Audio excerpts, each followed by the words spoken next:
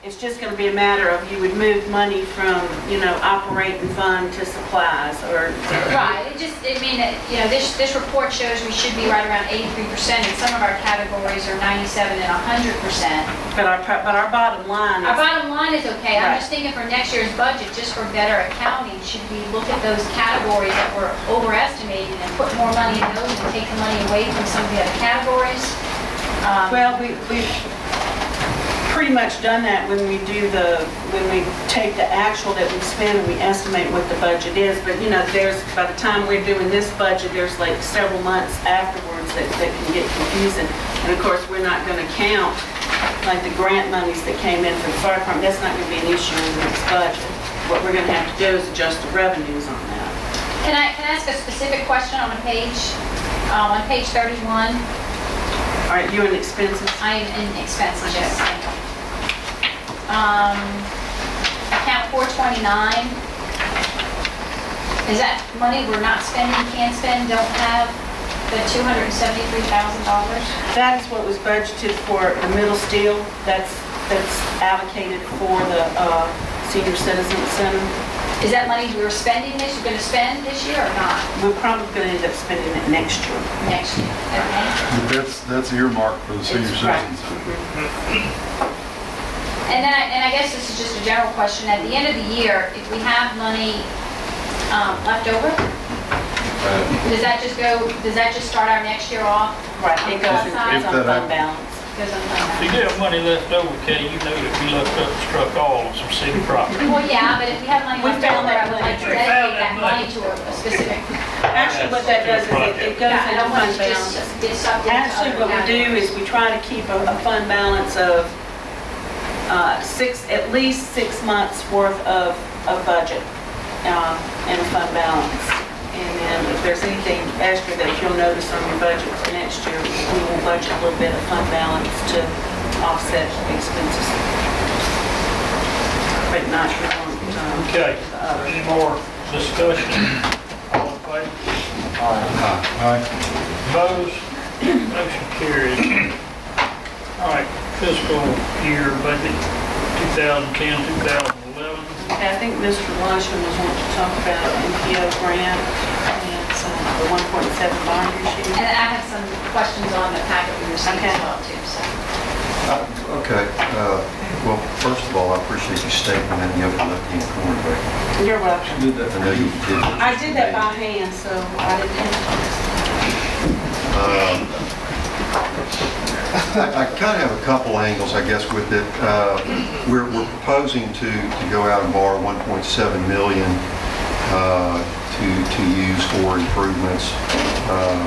We said drainage and said some other things too, but I'm concerned on one side of that the and I mentioned it before, that the $1.7 million over the life of the bond will cost us $1.3 million to borrow $1.7.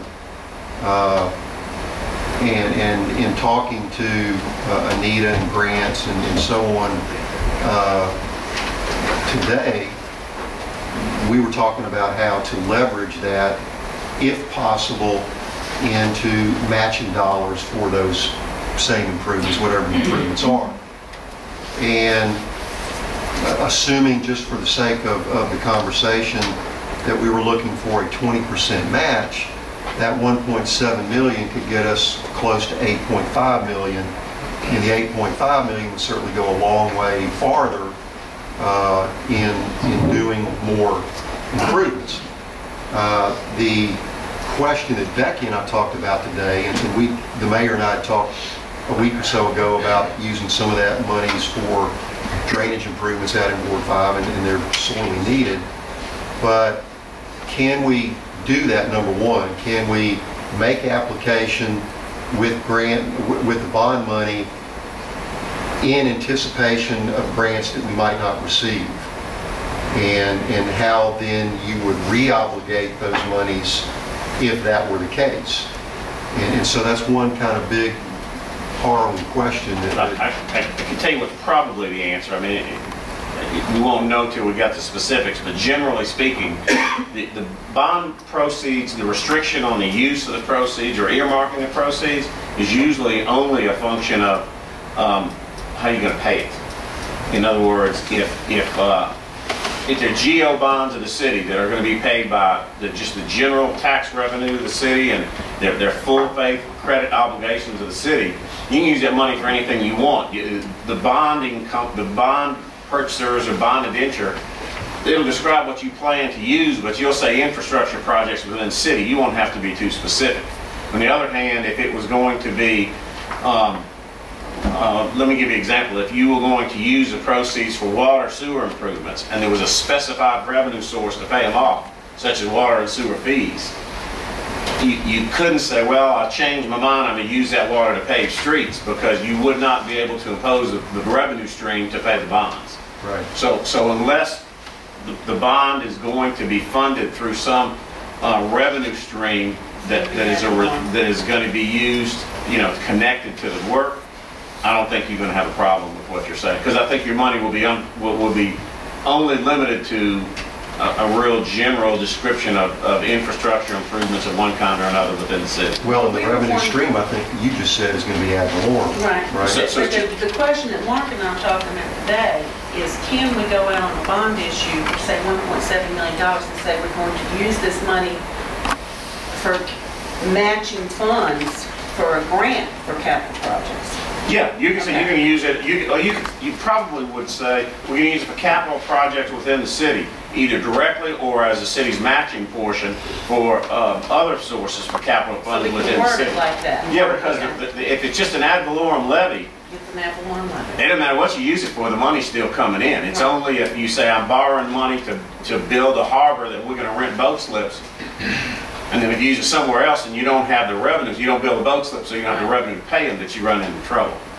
Since this is just a general ad valorem tax levy, you would say, you would describe your use as broadly as possible, so you can use it like you're saying. And that being said, I still personally think that if we could somehow define some grants either through Anita and through Daryl, because Anita had told me earlier that there are drainage projects, and the monies I'm talking about right now are maybe the $300,000, $400,000, $500,000 pools of money through the Metropolitan Planning Organization, and that through September, or up until the week or so, 1st of September, we can write letters and at least provide some cost estimates for projects that you could help us define, Daryl. I know we all have drainage issues in our ward, and the mayor and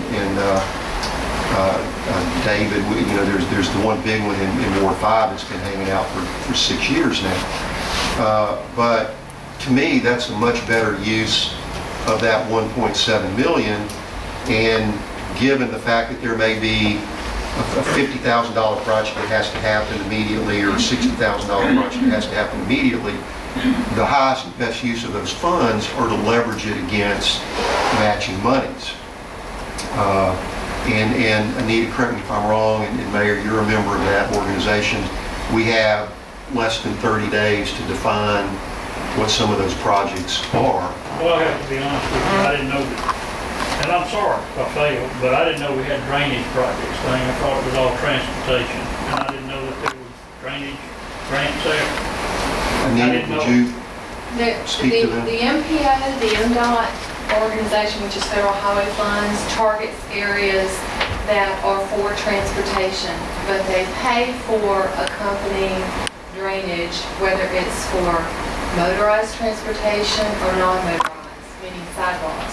So if you have drainage that's required, if you have an area where water is coming over the road and it's impeding your motorized traffic, or if you want to put sidewalks in that area and it requires that you cover the ditches, drainage is included in those projects.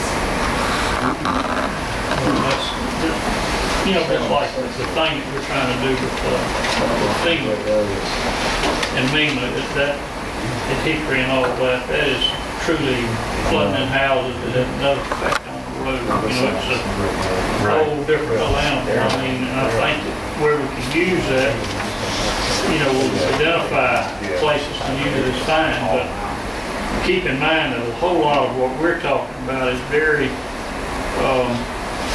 spotty in just some neighborhoods, you know, like it's localized, you know, and you're gonna know that you're gonna have to keep some money and split that money up to take care of some of the projects. Well, I'll add one other thing. I've only talked about MDOT. There are 20 federal agencies that have grant monies not for transportation, but for flood control, and millions of dollars. Even ARA, we haven't pursued to the fullest.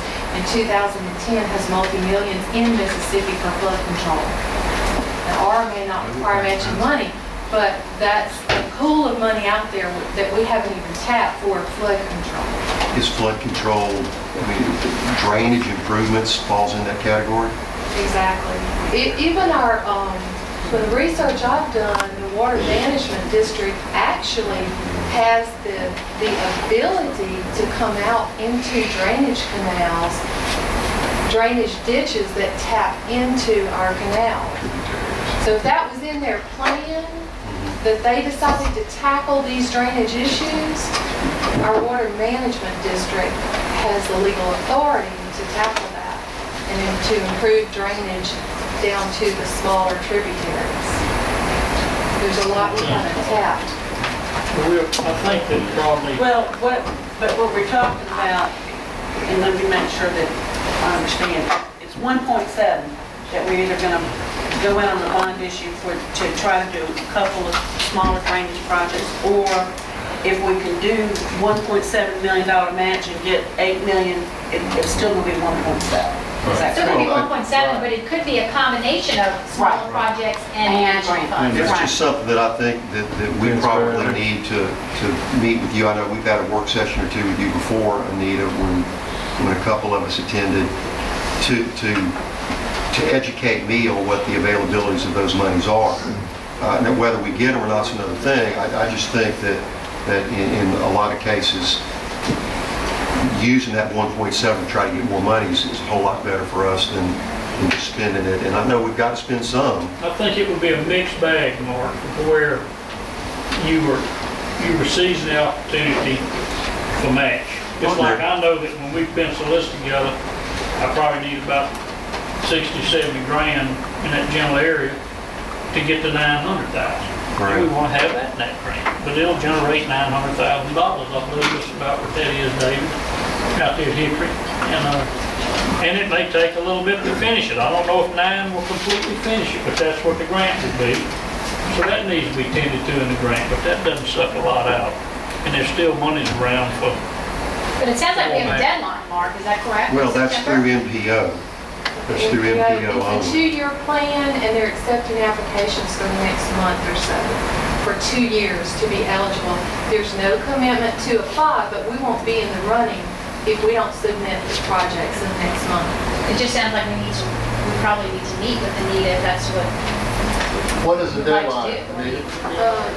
They meet sometime in September, and the deadline, hard deadline for their plan is the end of September. Federal fiscal year is October 1. So